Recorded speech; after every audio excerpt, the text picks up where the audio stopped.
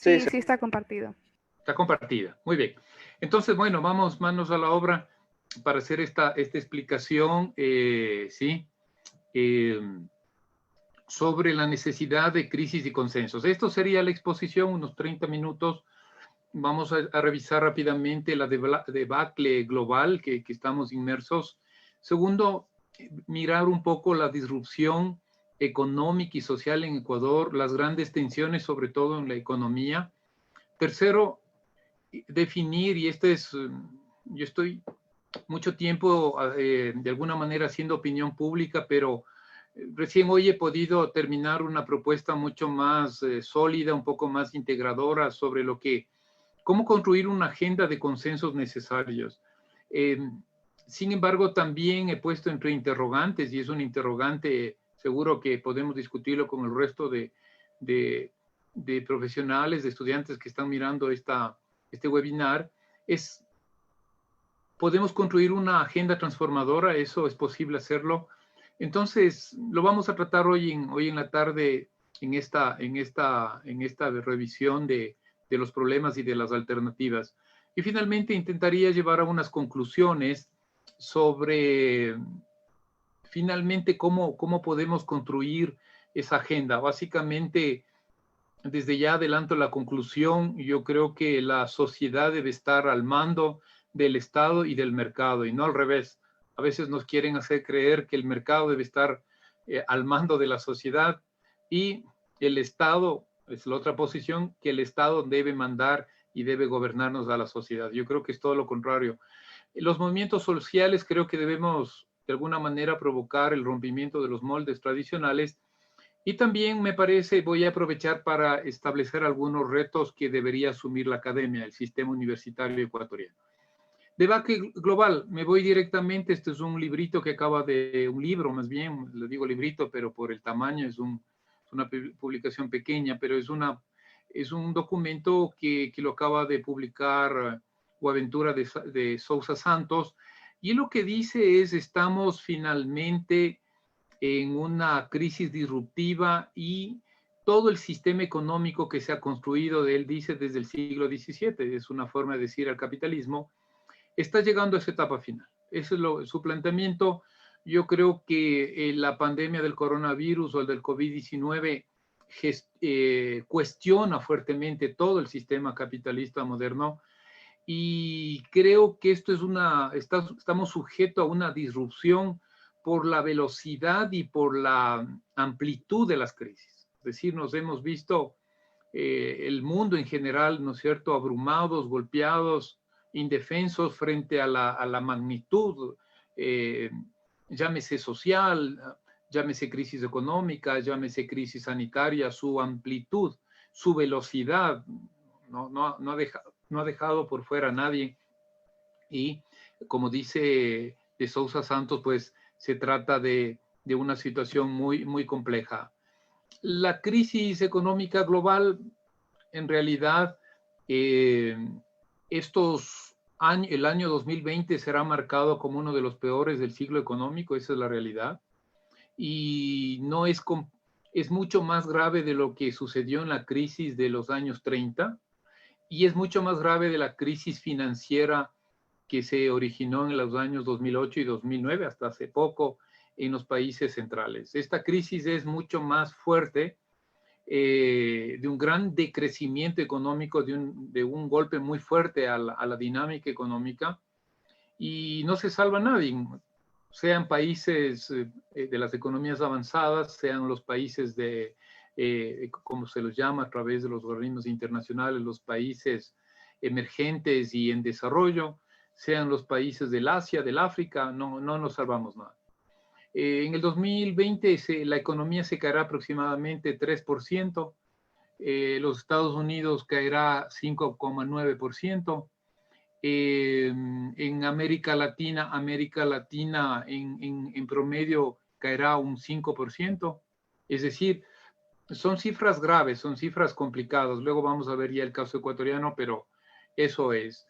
La crisis también es complicadísima en términos de caída de los principales commodities que se llaman, llámese commodities agrícolas o metales o energía. Hemos visto, ya queda para la historia, el precio negativo de los precios del futuro del petróleo que se dio a mediados del mes de abril del 2020. Entonces, no solo pasa con el petróleo, pasa con los productos agrícolas y también con los metales, excepto el oro. El oro tiene otra lógica, es un metal que es como un activo de refugio y mucha gente, muchos inversionistas compran oro, ¿no es cierto? Y se refugian ahí y en realidad el precio no ha bajado. En el 2020 las remesas caerán en un 20% en todo el mundo. Esto nos debe poner alerta a un país como Ecuador, donde el año 2019 recibimos cerca de 3.000 millones de dólares, cerca del 3% del Producto Interno Bruto llegaron en remesas. Eso no lo veremos en el 2020, va a haber un descenso. Y también hay una fuga de capitales, que lo han advertido ya los organismos internacionales, desde los mercados emergentes hacia el refugio, hacia la compra del dólar, hacia la compra de oro y la compra de los bonos estatales de los propios Estados Unidos. ¿Cómo nos encuentra América Latina? Pues con una tremenda crisis y muy desunida, muy desunida. Ustedes pueden ver en esta lámina las tasas de crecimiento, de comportamiento económico. América Latina caería un 6.3% en promedio. Argentina es uno de los países más golpeados por la crisis, es un país, ¿no es cierto?, que decrecería en menos 6,5, pero también está Ecuador, está Brasil y está Ecuador. Entonces, y también está México, que es uno de los países más grandes. Entonces, esto lo voy a retomar luego porque nos llama la atención, ¿no? ¿Por qué Ecuador en este grupo de países de más afectación, de más vulnerabilidad? Esto es un tema, seguro no hay todo el tiempo para explicarlo, pero posiblemente los organismos internacionales, desde una perspectiva de previsión, lo que prevén es que habrá seguramente, dicen ellos, una recuperación en el 2021. Esto es una caída muy fuerte, como lo acabamos de ver, sin parangón. Tendríamos que remontarnos a los años 30 para mirar esto, pero quizás a diferencia de esa crisis de los años 30 que duró casi 5 años, esta crisis posiblemente, no es una previsión, no es que se tenga ya esto establecido, pero posiblemente el 2021 exista una recuperación económica. Bueno, ¿y cómo nos encuentra el Ecuador? Ya lo hemos dicho, uno de los países de mayor afectación sanitaria per cápita y de mayor grado de mortalidad. Eso sí, uno ve el ranking de ciudades y encuentra a Guayaquil entre en la primera o segunda ciudad más afectada, segunda o tercera ciudad. Ecuador como uno de los países con mayor morbilidad en materia frente a la pandemia.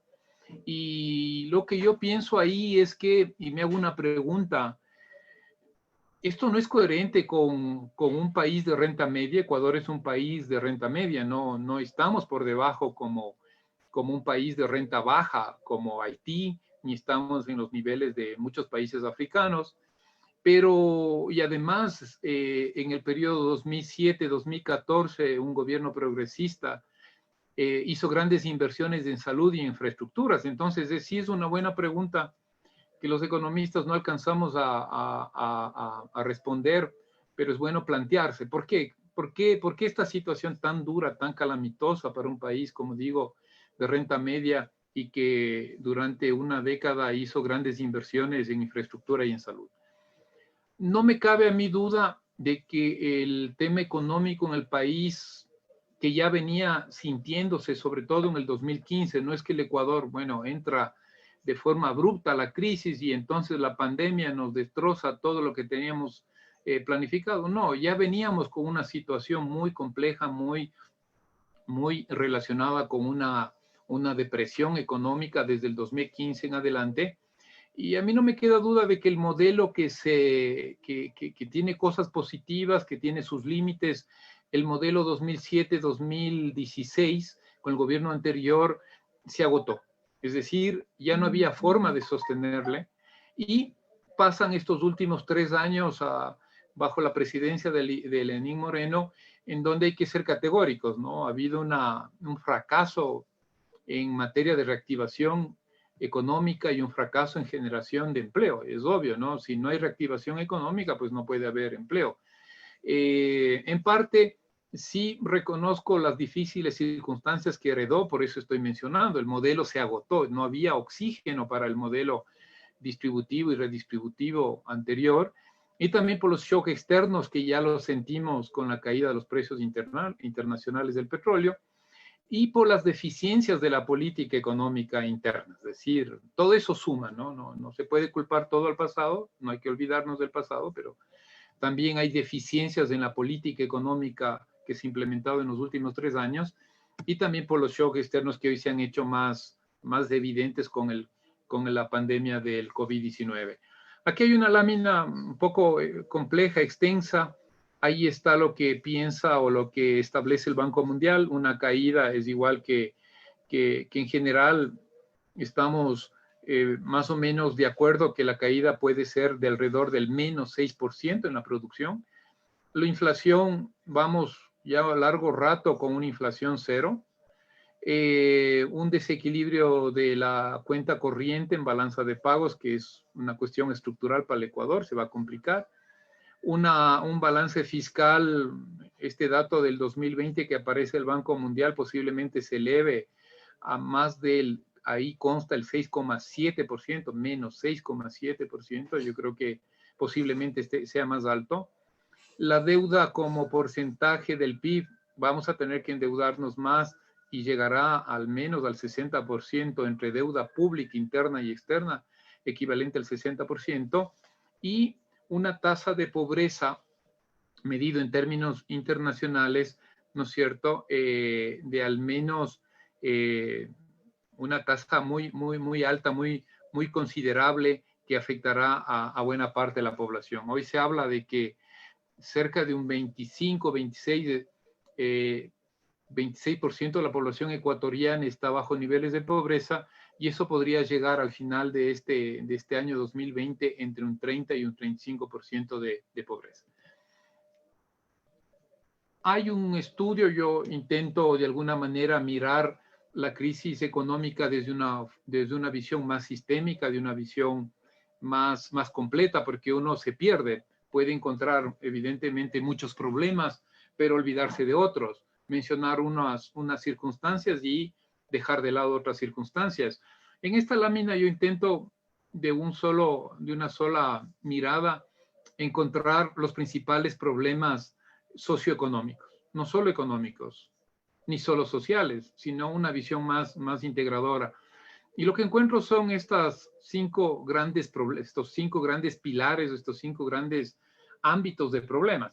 Por un lado, una baja producción y destrucción del empleo productivo, o sea, se destruye empleo, ya vamos, como les decía, en la medida que no hay recuperación económica, hemos ido un proceso muy largo desde el 2015 destruyendo empleo, y la gente, los jóvenes, el que antes tenía un empleo, pues llega al sector informal.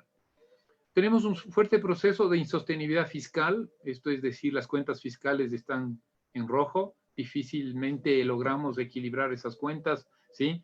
No ha habido la posibilidad de llevarlas a mínimos, más bien siempre ha habido una tendencia a incrementar la insostenibilidad fiscal, y que ha provocado un fuerte endeudamiento. Para mí, la insostenibilidad fiscal, uno de los problemas que tenemos es cerca de un 8% del Producto Interno Bruto se destina, el equivalente al 8% del Producto Interno Bruto se destina a pagar deuda pública. Eso no destinamos a salud, eso no destinamos a educación, pero sí destinamos al servicio de la deuda pública. Eso es lo que nos preocupa, eso es insostenible. Luego, un deterioro del sector externo, como mencioné hace un momento, problemas en balanza de pagos, en la cuenta corriente, en los déficits comerciales no petroleros cada vez más crecientes. Graves problemas de incremento de la pobreza y la inequidad social, que lo acabo de mencionar. Hoy el coeficiente de Gini cada vez muestra nuevamente, en la medida que venía el país de alguna manera reduciendo sus niveles de inequidad, otra vez estamos subiendo a través de la medición de este coeficiente. Y también tenemos algo que solemos olvidar los economistas, pero yo intento no hacerlo, es que también hay un proceso de insostenibilidad y conflicto ambiental. Voy a pasar rápido estas láminas porque aquí explico caso a caso, tema por tema, pero creo que es evidente para todos los problemas de baja producción y destrucción del empleo. Mi único comentario en este punto es que hay que entendernos, nosotros tenemos un perfil productivo primario de baja articulación, de bajo valor agregado. Ese es el Ecuador. Hemos avanzado, de hecho, en algunos sectores. El sector pesquero ha incorporado mayor valor agregado, cierta manufactura de alimentos en la serranía ha incorporado valor agregado. Las florícolas, de alguna manera, hay más de 400 o más variedades de flores, pero el Ecuador, su perfil central es un perfil primario, poco articulado. No articulo, para poner un ejemplo, mucho de las latas de atún, la lata, el insumo lata, no es producido en el Ecuador, es producido fuera del país. En fin, entonces, esa es la realidad en este problema. También tenemos insostenibilidad fiscal, ya lo comenté.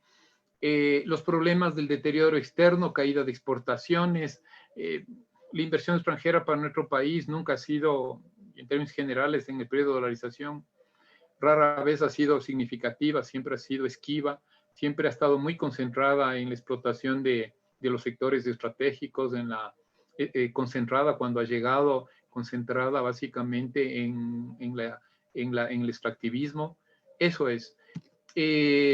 También tenemos, ya lo mencioné, el incremento de los niveles de pobreza, ya se ha cortado el proceso que se venía dando de reducción de pobreza y una fuerte destrucción de recursos naturales y contaminación creciente. Entonces, dicho este panorama nacional e internacional, yo creo que, y gran parte de mi conferencia, de este webinar, era centrarme en esto. He destinado unos minutos, pero era necesario ubicarnos en qué punto estamos, dónde estamos, qué pasa, cómo mirar esta situación que yo lo califico de disrupción, ¿no? Disruptiva, de gran tamaño, de gran envergadura, de gran dinámica que nos afecta al mundo y al Ecuador en particular. Aquí algunos temas que quisiera, y sobre todo a los estudiantes de sociología. Esto es muy interesante plantearse en el sentido de que el conflicto social es algo permanente. En sociedades capitalistas, el conflicto siempre está presente, es decir, y el orden es contingente. Lo contingente el orden es la excepción. Yo creo que en la historia humana, en los diferentes ordenamientos humanos, sociales, siempre habrá conflictos, siempre habrá ese choque, ¿no es cierto?, de intereses, de procesos, de factores. Eso es lo que uno tiene que entender. Pero cojo a filósofos alemanes en donde, como Schmidt, Plessner, en donde lo importante es entender que hay este conflicto, pero hay que tener ciertos marcos institucionales que no permitan que se desgarre el entramado social. Y esto vamos a ver luego que es el problema del Ecuador. El problema no es que haya conflicto, el problema es que no sabemos resolver el conflicto. Y como lo dice desde un punto de vista desde la sociología política, lo importante sería encontrar ciertos marcos que no se destruye el cuerpo social, que no nos lleve al suelo el conflicto, sino que de alguna manera ese conflicto sea tamizado, ¿sí? Y sea conducido hacia que el país no se detenga. Aquí vuelvo a la economía. Hoy en día lo que intentamos posicionar en el debate algunos economistas es que la política económica no debería ser maximalista, la realidad es tan cambiante, no debería ser de los máximos. La política económica, la acción del Estado, por ejemplo, debería ser bajo la lógica de lo adecuado, de lo necesario, de lo suficiente. Luego voy a volver sobre esto. Esta filósofa Arendt nos dice, lo importante de cuando uno ve el conflicto es que el conflicto, dentro del marco de los conflictos, no deberíamos tratar de eliminar la pluralidad. Es decir, Ecuador no puede vivir en eterno conflicto. Lo que tiene que hacer es entender ese conflicto y entendernos en nuestra pluralidad. Y ahí está el problema, porque si esto dice, bueno, pero no es tan claro lo que se intenta decir. Bueno, lo que yo intento argumentar es que nosotros como país somos pluridiversos, somos multidiversos, étnicamente, socialmente, culturalmente, económicamente. Entonces no hay una sola realidad. Y sin embargo queremos tener una política bajo un solo esquema, bajo una sola mirada de una realidad. Es decir, es incoherente eso. Y Arendt lo dice, lo importante en los conflictos es no eliminar la pluralidad, la pluralidad. Entonces aquí, claro, el que tiene el poder elimina desde un punto de vista no plural, elimina al contrario, porque no es igual a mí. Entonces el de la derecha, el que maneja el poder, elimina al movimiento social, no lo toma en cuenta, no lo quiere oír, no lo quiere procesar sus reclamos, porque le ve diferente, ¿sí? Y entonces le dice, ¿sabes qué? Vamos a tener que hacer una política, pero esta política es homogénea y es pensado como que el Ecuador fuese homogéneo, lo cual no es cierto. Yo creo que cuando uno se plantea una agenda de transformación para enfrentar lo que estamos viviendo, evidentemente no se trata de hacer un llamado patriótico, no se trata de eso, sino encontrar una agenda de transformación que permita o que sea construida a través de un pacto social multinivel. Eso también hay que aprender.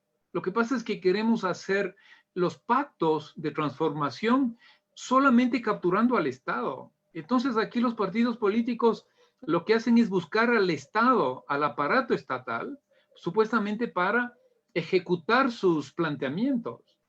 Pero se desprenden de la sociedad, se desprenden del resto de elementos de la configuración social. Entonces, no se capta el Estado, o sea, se capta el aparato estatal y ahí vienen los problemas. Por eso es muy importante entender esto, en que se debe armar consensos económicos multiniveles, respetando, ¿no es cierto?, los diferentes intereses en el Estado y los diferentes intereses en la sociedad y sus múltiples organizaciones. Lamentablemente ahora no tenemos, yo he hecho un breve estudio de en dónde podríamos encontrar consensos y descensos y fíjense en acá, esto está construido a través de una matriz de políticas que son necesarias o vinculadas en lo económico, en lo social. Por ejemplo, reactivación económica. No hay consenso porque la reactivación está vinculada con el programa del FMI. Dos, cadenas productivas para la producción emergente y alimentación hay un consenso mínimo, yo creo que sí, de alguna manera. Empleo, reforma laboral selectiva, podría haber un consenso, pero en el costo del dinero no hay consenso, hay un disenso muy fuerte. No nos podemos poner de acuerdo en algo que debería ser algo viable, que es reducir el costo del dinero para reactivar la economía. No podemos ponernos de acuerdo. No podemos ponernos de acuerdo en la autonomía del Banco Central. No nos podemos poner de acuerdo en la reforma tributaria, ¿sí? Cada quien pelea por lo suyo o quieren unos tributos cero o el otro quiere ponerle un sobretributo y ahogarle a la empresa o al ciudadano. O sea, no hay una forma de encontrar un punto medio. No tenemos un consenso sobre ingresos petroleros y mineros. No tenemos un proyecto nacional sobre deuda pública. No tenemos en este momento una propuesta, no de gobierno, de la sociedad para una moratoria de la deuda pública. Imagínense en algo tan importante. Este año se tenía previsto, 2020, un egreso de por lo menos 8.000 millones de dólares por el servicio de deuda pública interna y externa. Entonces, imagínense en el volumen de dinero y nosotros no tenemos una propuesta para, en el caso respectivo de una negociación de los bonos que están con cientos de tenedores de bonos a nivel global. Eso no puede ser solo una iniciativa de un ministro, eso es una iniciativa de un país que debe tener una posición unánime para dejar de canalizar esos recursos al servicio del pago de intereses de los bonos y canalizarlo para el pueblo ecuatoriano. Pero no hay consenso. No hay consenso sobre los subsidios a los combustibles, no hay consenso sobre incentivos y acuerdos comerciales. Unos quieren acuerdo comercial con todo el mundo, otros quieren cerrarse, en fin. Entonces, en definitiva, los disensos superan a los consensos. Lamentablemente en los temas más importantes hay disensos como en la rectoría y beneficiarios de la reactivación económica. rectoría, instrumentos y beneficiarios. No estamos de acuerdo, no hay una claridad en cuanto a construir ese consenso con respecto a la reactivación. No hay consenso sobre el costo del dinero, sobre la autonomía del Banco Central, sobre los subsidios y la gestión de la moratoria de la deuda pública, como un resumen de lo que acabo de decir. Sí hay algunos consensos, llamémosle, en materia productiva, por ejemplo, en cadenas productivas. Yo creo que hemos hablado en Guayaquil, en Quito, sobre la necesidad de reactivar la producción de bienes y servicios para la emergencia y la alimentación. O sea, ¿sí? Estamos claros que hay que producir, ¿qué? Material de bioseguridad, una máscara, una ropa de bioseguridad, eso hay que hacerlo. Entonces, más o menos entendemos que sí, que hay que hacerlo, que hay que fortalecer la cadena de alimentación para que lleguen a las ciudades como Guayaquil de una manera saludable, de una manera adecuada a todo el tema de alimentación. En fin, ustedes pueden ver en esta lámina un conjunto ahí lo que intento es mostrar dónde hay más consensos, ¿sí? Más que en los disensos que ya lo mencioné. ¿En qué ámbito? En esa gran tensión que se llama baja producción y destrucción del empleo. Esto es bien controversial. A mí me parece que hay que ir más allá del FMI, pero con el FMI. Yo no coincido que este rato debamos sacarlo a patadas al FMI y cerrar las negociaciones. Me parece que esa posición extrema, muy pocos pueden defenderla. Pero también lo otro, ¿no? Yo creo que hay que plantearse cómo ir más allá del FMI. Hoy es indispensable el financiamiento de los multilaterales, eso debe quedar claro a todos, pero hay que construir una posición soberana frente a los multilaterales. Y a mí me parece que nos pasamos discutiendo mucho los instrumentos, mucho el cómo, pero al final no hacemos ni lo uno ni lo otro. Yo soy muy crítico del dinero electrónico, siempre lo he sido. El dinero electrónico no como porque no valga la pena, sino porque cómo ha sido manejado. Fue un fracaso en el Banco Central. Muchos colegas míos dicen que hay que volver al Banco Central, pero pregunto, pero si ya fracasó, ¿por qué volvemos? Y hoy en día ha sido un fracaso, va por ese camino de la banca privada. Desde el año anterior, desde agosto del 2019, a través de la Ley de Fomento Productivo, se entregó el manejo del dinero electrónico a la banca privada y no funciona. Entonces, o funciona poco. Entonces, como digo, más nos preocupamos a veces del cómo, del quién maneja, de la herramienta, y no nos preocupamos de los resultados finales. Yo creo que al pueblo ecuatoriano posiblemente nos diga, mira, me vale un rábano, quien lo maneje, pero solo dígame que funciona, digo yo. O sea, debería ser entendida así las cosas, ¿no? Pero bueno, nos gusta el debate político, nos gusta el conflicto ideológico, y entonces nos dividimos. No, es que el uno hace el Estado o hace el sistema privado. Y como la vaina no funciona, al final pocos somos los que podemos reclamar y reclamar una actitud diferente. En insostenibilidad fiscal, sobre todo aquí la idea central que quiero mostrar, me llevaría mucho tiempo detenerme acá, pero el país necesita una reforma tributaria integral. Estamos muy desarticulados en temas de impositivo ya. Es imposible entender ahora, prácticamente imposible entender el sistema impositivo. Se necesita ser un expertísimo en temas tributarios para entender lo que hay. Hay un montón de exoneraciones, hay un montón de regulaciones, ¿sí? Y al final yo creo que el país merece que pensemos de una reforma tributaria integral. Ponernos de acuerdo. ¿Qué debemos poner impuestos? ¿Más a los impuestos directos a las personas o a los impuestos indirectos vinculados con las transacciones del intercambio de bienes y servicios? Y dentro de los impuestos directos, el impuesto a la renta, ¿más a las personas o más a los resultados de las empresas? Entonces, eso, claro, unos estarán a favor, en contra de uno, del otro tema, pero eso no lo debatimos. Está todo suelto, está todo desarticulado en materia de lo que significa la falta de una buena reforma tributaria. La política fiscal es fundamental para un país dolarizado. Nos quedamos sin política monetaria. Se suponía que íbamos a hacer bien la política fiscal, y yo creo que ahí no hemos avanzado bien. Entre el 2007 y el 2019 yo contabilizo 11 leyes vinculadas con el sistema fiscal. O sea, este país se han pasado 11 años revisando, modificando el tema fiscal. O sea, por favor, eso es lo que uno reclama, esa lucha política, económica, le paraliza al país, le lleva por senderos que no son los buenos, que no son los que necesita, digo yo, el pueblo ecuatoriano. Hay un proceso también de estrangulamiento externo que ya lo he mencionado, un deterioro de todo el sector externo, y los shocks externos. Acá se debate cómo prohibimos y cómo ponemos el ISD más alto que se nos pueda ocurrir. Cuando los shocks externos, por ejemplo, se combate con un cambio de la matriz productiva, cambio del perfil productivo, seguimos exportando commodities y postres. Entonces, por eso es que no podemos sostenernos frente a un shock externo. Tenemos que crear programas efectivos de compensación cambiaria. Los colombianos devalúan su peso y nos ponen en líos para poder colocar nuestros productos, pero eso hay que hacerlo a cambio de algo, no a cambio de nada. Entonces, el exportador tiene que comprometerse a diversificar la producción y a generar empleo.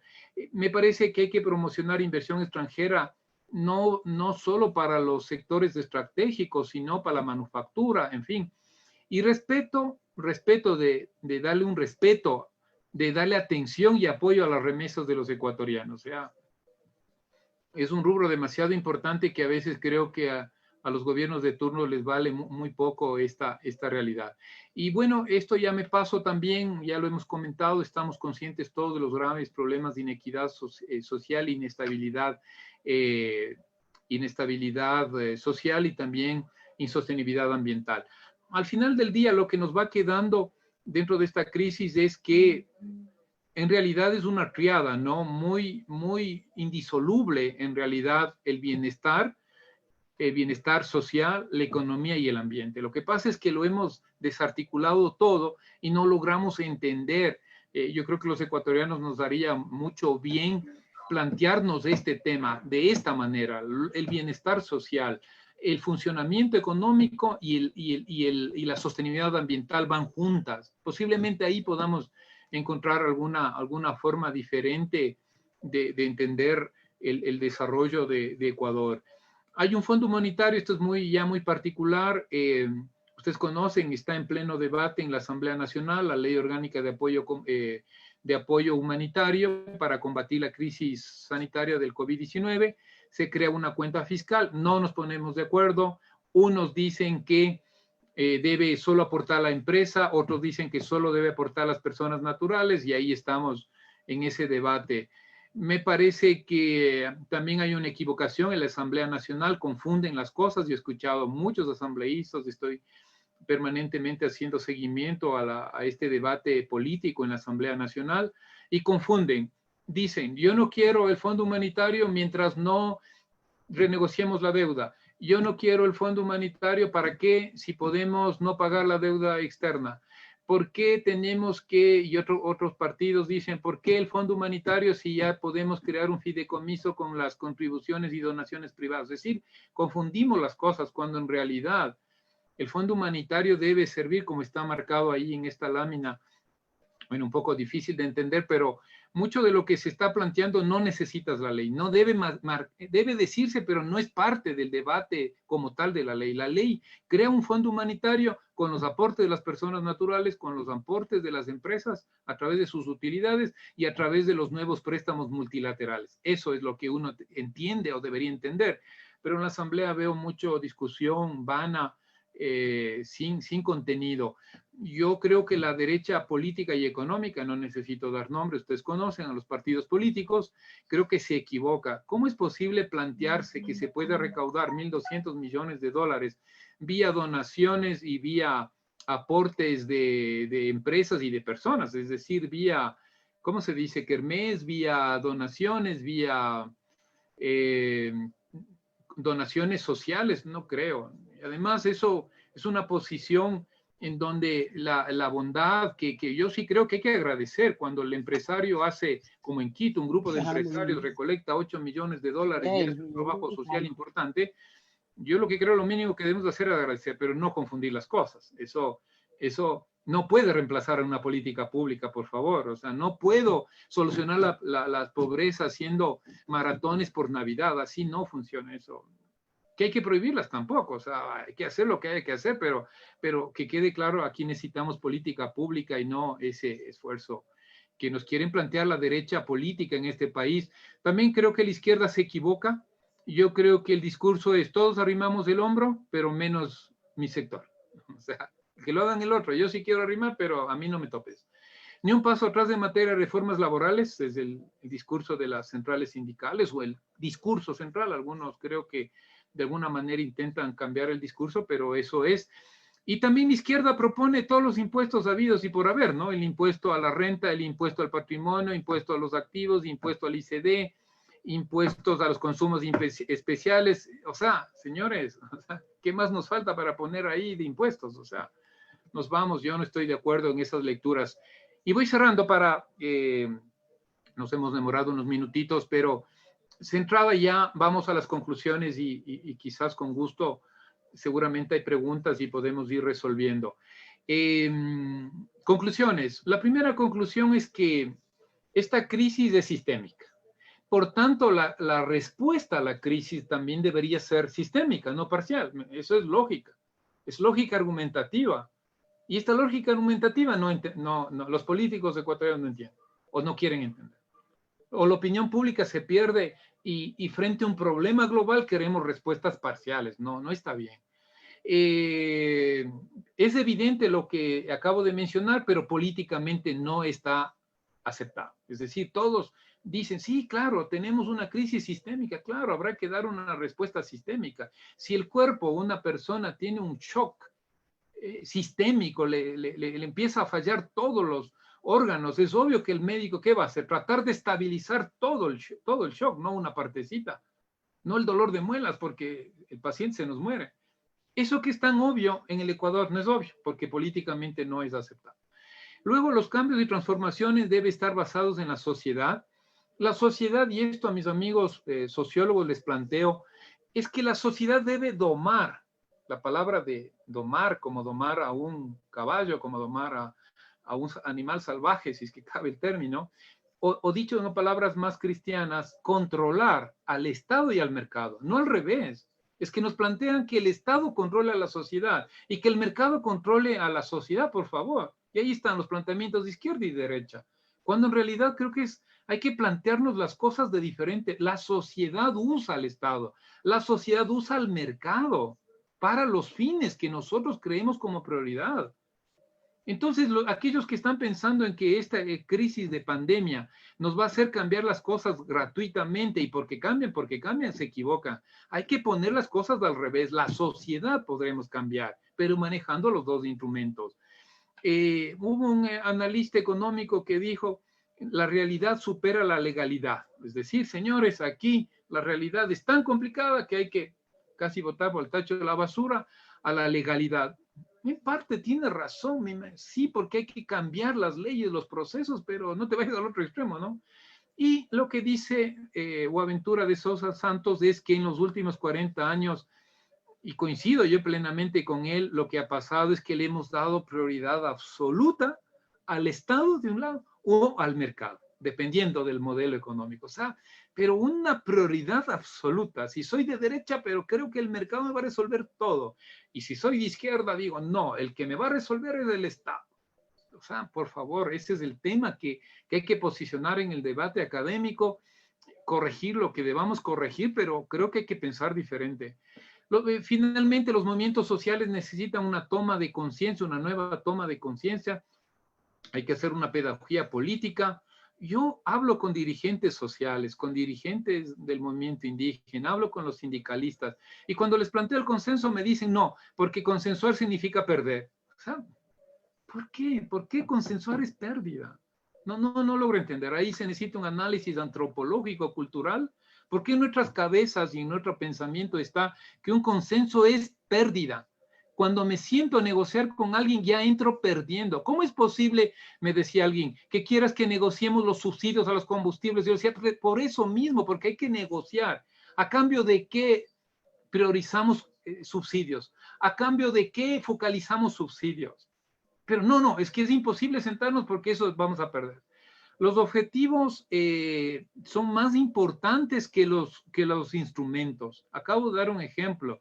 Dinero electrónico. Los unos y los otros peleados por el privado o por el público y ninguno de los dos funciona. Mejor discutamos los objetivos, los resultados que queremos. La diversidad social debe dar paso a la diversidad económica, ya lo mencioné, y a la diversidad regulatoria. Y la política pública no debe definirse en maximalismo. Y quería hacer con esto, sí termino, qué podríamos hacer de las universidades, y aprovecho porque la mayoría de este webinar estamos vinculados con la Escuela de Sociología de la Universidad de Guayaquil, con los profesores de este centro y bueno, y otras facultades, pero yo creo que las universidades, por ejemplo, no podemos perdernos, deberíamos hacer un par de cosas en esta crisis. Uno, creación, recreación, renovación, adaptación del conocimiento científico. Esa es nuestra materia prima, o sea, no hagamos cosas que no nos corresponden. Nuestra primera obligación es sobre el conocimiento científico. Y entonces el conocimiento científico y el conocimiento ancestral. Eso tenemos que crear, recrear, adaptar, dar cuenta de las nuevas normalidades. Y hay que trabajar en sociología, en la nueva teoría sociológica de la nueva normalidad. Los economistas en la nueva teoría económica de la nueva normalidad. Los politólogos en la nueva teoría. Los médicos, pues, en la nueva teoría, en los nuevos enfoques de salud. ¿Y por qué tengo que perder la salud desde el punto de vista del conocimiento ancestral? Seguramente vamos a tener que incorporar. Un amigo mío que es dirigente social hizo un planteamiento recién, pocos le han hecho caso, crear las boticas comunitarias básicamente con medicina ancestral. Es decir, eso hay que sacar a flote y eso le corresponde a la universidad. Educación y vinculación con la sociedad, no para fotografiarnos, compañeros, no para salir en la prensa, sino formación continua, capacitación y vinculación para la vida, con armonía para la naturaleza. Eso es lo que hay que hacer. Hacemos vinculaciones que al final a la comunidad le importa poco o le vale poco. Perdón que sea así de duro. Evidentemente hay excepciones, no estoy acusando a nadie, hay cosas que se han hecho bien, procesos, pero en general hay que cambiar. Y creo que hay que avanzar, en la universidad deberíamos movernos para plantearnos un nuevo sistema de protección social para la equidad. Son 4,5 millones de ecuatorianos que están en el sector informal, no les alcanza evidentemente la seguridad social. Vemos un gran problema que ha tenido Guayaquil, por ejemplo, es el centralismo y la desarticulación del sistema sanitario, el sistema hospitalario, eso hay que decirlo, además de los errores también que hay que decirlo de sus dirigentes políticos y autoridades de la provincia y de la ciudad. Pero también no es menos cierto, los problemas de centralización, de no tener claro los sistemas de protección social. También me parece que hay que hacer un nuevo ordenamiento en lo que significa el cambio productivo, la innovación tecnológica, la sostenibilidad ambiental. Creo que nos falta proponer y debe ser una tarea o una propuesta de descentralización efectiva. No puede ser que si $100 se recogen en la economía pública, 85 va al presupuesto general del Estado y el 15% va a los GATS. Con 15% de la economía pública, yo no sé qué se puede hacer realmente en los territorios. Pero eso hay que plantearnos ya, hay que plantearse eso con firmeza, porque creo que la universidad podríamos aportar en ese debate. Y luego hay que definir nuevos ordenamientos campo-ciudad. Ustedes han visto, hay múltiples canastas alimentarias de comunidades, de organizaciones, de ONGs. Eso hay que fortalecer. Hay que fortalecer las cadenas cortas que se llaman, sin intermediarios, y las cadenas largas. ¿Por qué no incorporar como proveedores del supermaxi, de las grandes superficies? ¿Por qué no incorporar a la economía campesina, por ejemplo, en eso? En fin, voy cerrando, hay algunos planteamientos más y en fin, ahí está la bibliografía que he utilizado. Gracias. Pasemos entonces, me he alargado un poquito, pero la temática da para esto. Quedo a la disposición para comentarios, opiniones y preguntas que quieran hacer. Gracias. Sin duda, doctor, créame que hemos quedado fascinados. Una exposición bastante clara, bastante precisa para los actuales momentos. Y por supuesto, muy de acuerdo en que la universidad debe tener un rol muy importante dentro de lo que acontece actualmente en el país. Muchísimas gracias, doctor, por su participación. Una muy buena presentación desde la carrera de Sociología, los estudiantes, otros compañeros de la universidad, dirigentes también. Quedamos muy agradecidos. Pasamos a la ronda de preguntas, doctor. Walter pregunta si es posible un Estado desde la economía popular y solidaria y un comercio capitalista. En este mismo sentido, el compañero Hugo Lema consulta si la sociedad ecuatoriana en los actuales momentos se encuentra preparada para entender en la pluralidad y la construcción de un Estado plurinacional en la praxis, entendiendo que el fanatismo y la democracia mercantilista en el tiempo siempre han posicionado las respuestas sociales y reales de paso. Son dos preguntas que guardan mucha relación. Y Carlos David consulta si con la caída del precio del petróleo y el impacto en la economía ecuatoriana, es hora de pensar en el mediano y largo plazo y paulatinamente dejar la petrodependencia, para así enfocarnos hacia las energías limpias y el agro con un valor agregado. Esas, doctor, por ahora. Sí, bueno, a mí me parece que son en general dos grupos de preguntas interesantísimas. Si la sociedad está preparada para el Estado plurinacional, tremenda pregunta, ¿eh? Para un economista. Yo soy de las personas que ha defendido y que es necesario la construcción, yo diría, progresiva del Estado plurinacional. Yo creo que haya habido error político y sobre todo, diría yo, desde ciertos movimientos sociales, especialmente el indígena, el tratar de alguna manera forzar lo más rápido posible esa llegada al Estado plurinacional. Yo creo que estando de acuerdo en ese gran objetivo, porque lo acabo de decir, yo lo conceptualizo de otra forma, ¿no? Pero es, sí de otra forma, pero está muy vinculado, ¿no? Cuando digo esta sociedad es mega diversa, cuando esta sociedad es multipropósito, cuando se necesita entender a la política pública.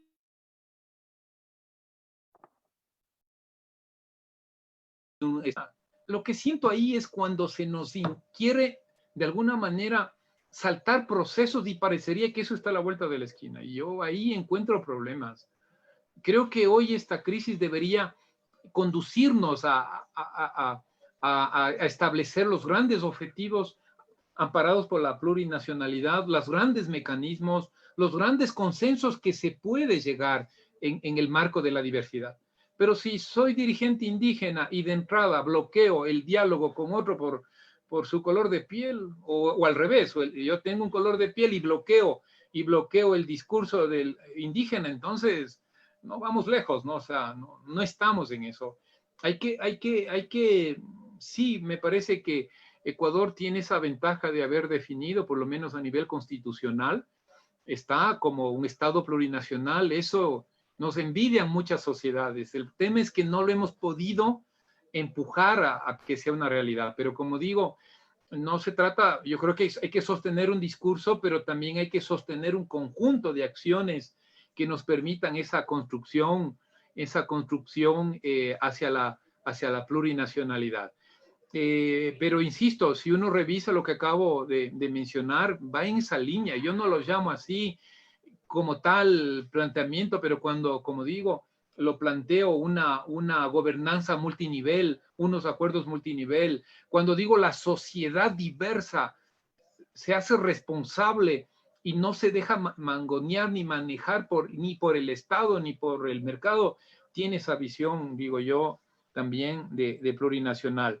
La otra pregunta en general sobre la economía postpetrolera, yo creo que esta crisis nos rompe todos los paradigmas, nos rompe lo que se ha venido pensando en los últimos 30 años, 40 años de país petrolero. Y creo que a los académicos nos correspondería, y a ustedes, a los jóvenes, a los nuevos profesionales, a los al profesorado, plantearnos este momento un debate, pero en serio, de la economía postpetrolera. Que no significa irse al extremo, o sea, cerremos los pozos petroleros, mandemos pateando a todo el mundo que ha firmado un convenio minero. Yo más bien empezando, ¿qué hacemos con la renta petrolera? ¿Qué hacemos con la renta minera? ¿Cómo aplicamos, pero bien, los principios constitucionales hechos por movimientos de izquierda? El 2008 fue un proceso muy rico de construcción social de una constitución rica en procesos, rica en mandamientos, rica en visión amplia. Y entonces hoy no se nos pueden ir para atrás, que queda prohibido completamente toda actividad extractiva. Oiga, pero si la Constitución dice que sí se puede hacer. Entonces uno tiene que volver los ojos a los principios constitucionales como gran acuerdo, que parece evidente, pero en el Ecuador, ni modo, nos toca volver a cero, pues bueno, volvamos a cero y vamos de nuevo. ¿Qué dice la Constitución con respecto a la explotación de los recursos estratégicos? Está prohibido la privatización. No puedo hacer actividad extractiva en ciudades, en zonas protegidas, en fuentes de agua. Entonces eso apliquemos, pero bien hecho. Y el resto, donde se pueda, donde exista la posibilidad, como lo reconoce la propia Constitución, pues pongámonos de acuerdo con la renta petrolera que debería servir para fortalecer la capacitación, la educación, la generación de empleo. Los expertos dicen que son 10 años. Bueno, aunque a veces no hay que creerle tanto a los expertos. Desde hace 20 años nos vienen diciendo que la frontera petrolera está al máximo, se ha acabado el petróleo y seguimos. Pero un análisis muy serio será entre máximo 10, 15 años, así que no tenemos todo el tiempo.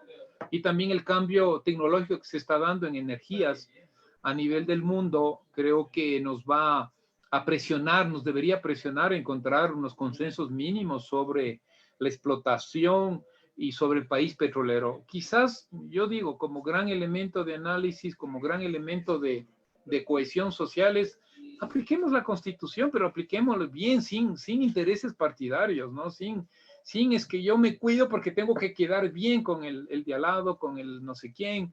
No somos muy objetivos en eso, ¿sí? Lo cual no quiere decir, bueno, viva la patria aquí y hagamos todo lo que, ¿sí? Que destruya nuestra naturaleza, nuestros ríos. No, yo no tengo esa posición. Pero la otra posición absoluta de no utilización de esa riqueza en un proceso que no va a durar más allá de 10 años, 15 años, no me parece justo. No me parece justo que no lo podamos utilizar para ustedes, para los jóvenes, para construir bases económicas que den cabida a los nuevos profesionales. Yo he sido, para cerrar esta preguntita, una de las personas y académicos que me he autocriticado y autocriticado a las universidades. En su momento oportuno nos opusimos de cierta manera al cambio de matriz productiva del gobierno anterior. Por temas ideológicos, políticos, cuando la universidad debía haber dicho primerito, alzado la mano, señores, yo apoyo, ¿qué hay que hacer? Vamos a cambiar la matriz productiva. Sí, ¿qué hay que hacer? Yo quiero, porque esa era la forma de pensar en nuestros estudiantes, en ustedes, en la gente que tiene que encontrar empleo en función de sus capacidades y de su título universitario. Y sin embargo, las universidades en términos generales nos opusimos. Dijimos, no, nos interesa el cambio de matriz productiva. Si usted quiere hacerlo, hágalo. Para eso usted ha creado el IACHAI, aunque no sirve de mucho, esa es mi crítica, pero ese es su problema, gobierno. A mí no me regrese a ver. O sea, típico hacerme a un lado, típico, ¿no es cierto?, no ver al país que hoy un cambio de matriz productiva o elementos mejor manejados de cambio de matriz productiva hubiese sido una mejor base para los jóvenes, sobre todo que se incorporan con un valor agregado en su calificación. En fin, yo creo que, cierro la idea, creo que el Ecuador postpetrolero es este momento. Esta disrupción nos debería plantearnos, rompiéndonos los esquemas mentales que tenemos, los compromisos partidistas que tenemos, dejar por un momento de lado eso y construir esta gobernanza multinivel, estos propósitos, estos objetivos multipropósitos, juntar las fuerzas sociales para conducir al país, ¿no es cierto?, en esta economía postpetrolera. El docente Robert Párraga ha alzado la mano para que pueda iniciar el audio. Consulte, maestro. Saludos, doctor. Muy buenas noches. Agradecerle y felicitarlo por su aporte a entender mejor la realidad que estamos viviendo en estos momentos. Me gustaría preguntarle sobre dos temas. En primer lugar, en estos días hemos visto en las noticias de que China está haciendo negocios ya no en dólar, sino en yen, en su moneda. Y esto, dicen los analistas y los entendidos, pues, que va a hacer que se dé una devaluación del dólar en el mercado internacional. Al estar nuestra economía dolarizada, de alguna manera, ¿no cree usted que eso sí beneficia a nuestras exportaciones por el tema de la competitividad de los precios internacionales, dado que no tenemos soberanía monetaria? Eso sería una pregunta. Y por otro lado, usted hablaba de algo muy importante, de que se deben articular iniciativas desde la sociedad. Pero ¿cómo lograr que esas iniciativas puedan ser implementadas o puedan ser articuladas efectivamente y puedan ser tomadas en serio? ¿A través de qué mecanismos poder legalizar, estructurarlas o permitir que esas iniciativas lleguen a consenso y finalmente se conviertan en una realidad? ¿Qué tipo de acuerdos deberíamos tener al respecto? Eso por ahora. Muy bien. Bueno, las dos, si contesto, ¿no? Las dos preguntas del colega muy interesantes. En realidad, en materia monetaria financiera hay que ser muy cuidadosos. China viene desde no menos de 5 años planteándose la posibilidad de que el comercio exterior, las inversiones se hagan con la moneda nacional china. No es un proceso de los últimos meses, no es por el COVID-19, lleva al menos, lo que yo rastreo, al menos 5 años. ¿Cuál es el tema? Es que incluso uno de los principales acreedores de Estados Unidos, el que le presta dinero es China, pero China no le entrega la moneda, ¿no es cierto? China, sino le entrega dólares. Y el registro de la deuda es en dólares. Y cuando hay inversión extranjera, ¿sí? Porque también hay inversión china en los Estados Unidos, no lo hace en la moneda china, lo transfiere y lo hace en dólares. Y así sucesivamente. Esto es parte de una estrategia global de China. Creo que hay que ser muy cuidadosos. Y claro, nosotros ahí como países periféricos y ¿no es cierto?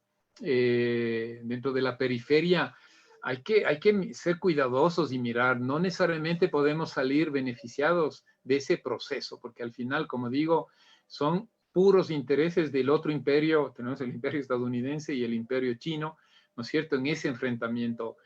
Lo que sí en el corto plazo, lo que decimos los economistas es posiblemente ese cambio de actitud y esa medida económica de fuerza. Cuando los chinos tienen la fuerza, este rato va a decir, señores, yo le presto dinero y usted quiere que le presten dólares, no moleste. Si quiere mi moneda le doy, y si no, bueno, usted sabrá lo que hace. Y lo mismo los países asiáticos, que son mis partners, mis compañeros, todo se va a negociar con la moneda china.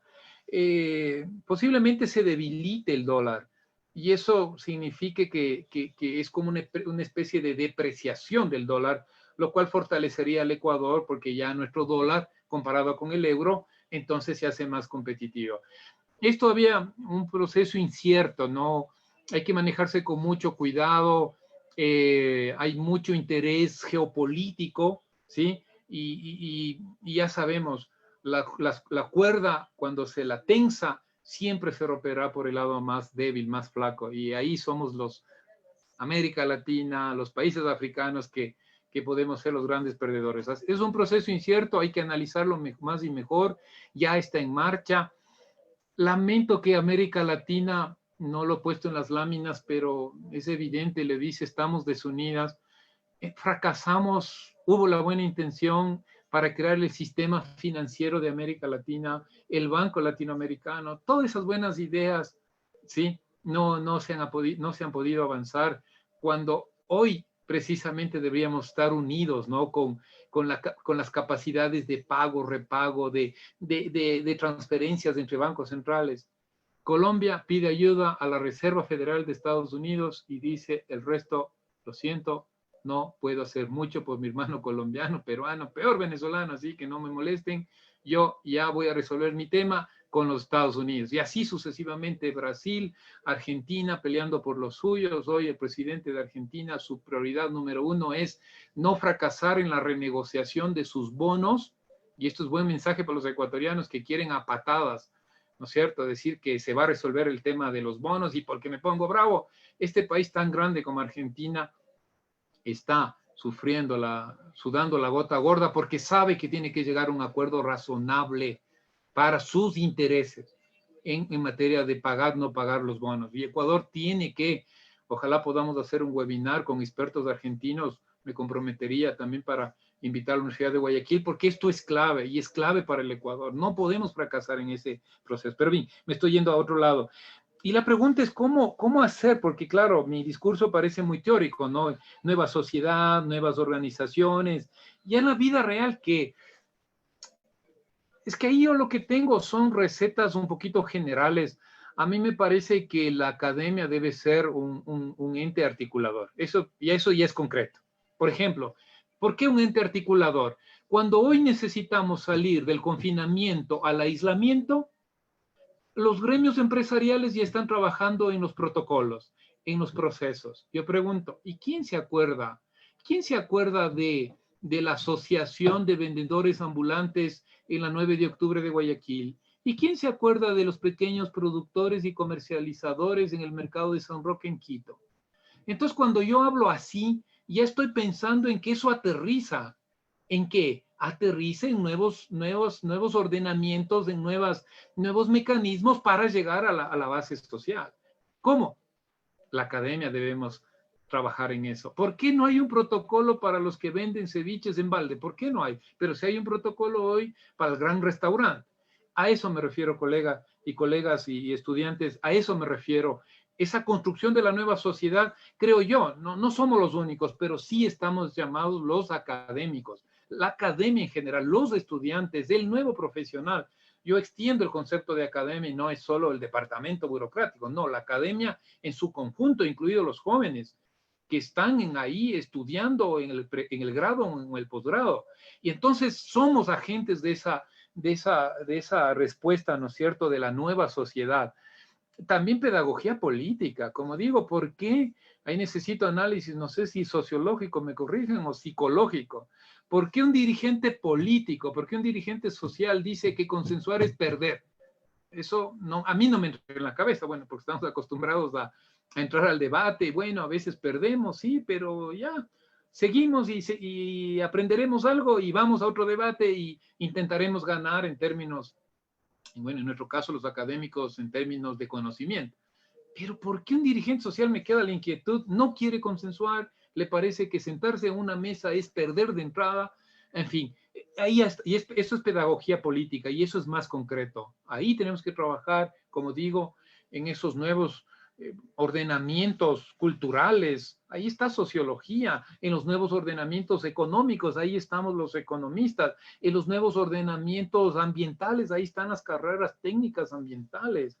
En fin, en la nueva protección social, ahí están las carreras de servicio social. Entonces, para mí, estamos en deuda. No sé si compartan los colegas conmigo, pero creo que la academia en general estamos con deuda con el pueblo ecuatoriano. Hemos hecho muchas cosas bien, cómo negarlo, pero no hemos hecho lo que debíamos hacer en la magnitud que nuestro pueblo reclama. Pero bueno, nunca será tarde para empezar. Nos toca con estas nuevas visiones intentar.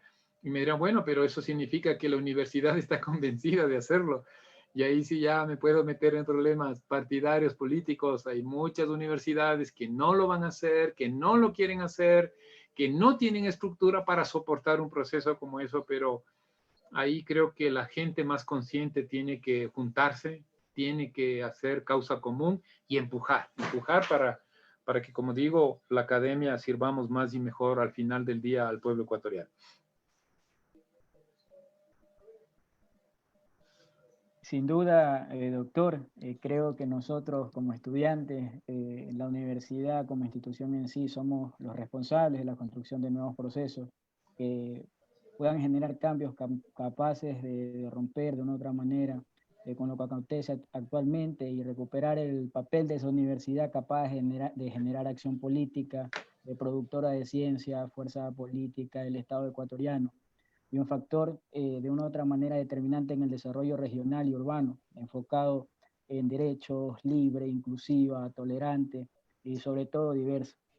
Pero como usted mencionaba, doctor, creo que para ello necesitamos también de una universidad que fomente de una otra manera la unidad de comprensión y la unidad de acción, y los espacios académicos que contribuyan a la profesionalización, la investigación y sobre todo a la vinculación con la comunidad. Creo que es un trabajo todavía largo y sí, la universidad tendrá de una otra manera que pagar esa deuda que tiene con la sociedad.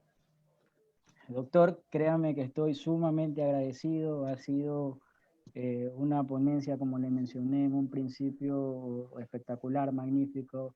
Creo que tanto a mí como a los compañeros nos ha quedado muy claro. Tenía ciertas dudas por ahí, ciertas cuestiones, ya las he logrado disolver. Ha sido súper claro. Le agradezco de parte de la Asociación de Estudiantes, de parte de los chicos que están presentes ahora. Y muchísimas gracias, doctor. Esperamos tenerlo pronto nuevamente en la carrera. Esperamos poder seguir contando con su presencia, con su experiencia, que nos va a ayudar muchísimo en nuestro proceso de formación.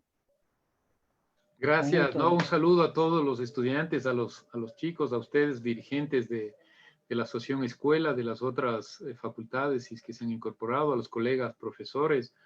Para mí la Universidad de Guayaquil es una de las universidades más importantes que tiene el país y fue un honor ir a dictar clases ahí y el compromiso con esa universidad no ha terminado. Hay que seguir, hay que juntarnos, hay que derribar ciertos límites políticos, ideológicos, partidistas y encontrarnos en ese trabajo, como tú bien lo dices, en ese pagar a la ciudadanía que finalmente es la que solventa y la que financia nuestras universidades. Así que un gusto, ha sido muy interesante esta charla, esperamos que haya más y con gusto estaremos ahí para participar dentro de la Universidad de Guayaquil. Un gusto, doctor. Compañeros, con esto damos por finalizado la actividad, que esperamos poder seguir contando con su presencia. Muchas gracias. Vamos a seguir fomentando de una otra manera este tipo de espacios, dadas las circunstancias en que nos encontramos, pero para el tema de educación y tratar de ayudarlos y fomentar la academia no nos vamos a detener tampoco. Un gusto haber podido contar con todos. Un abrazo, espero se encuentren bien. Pasen bien.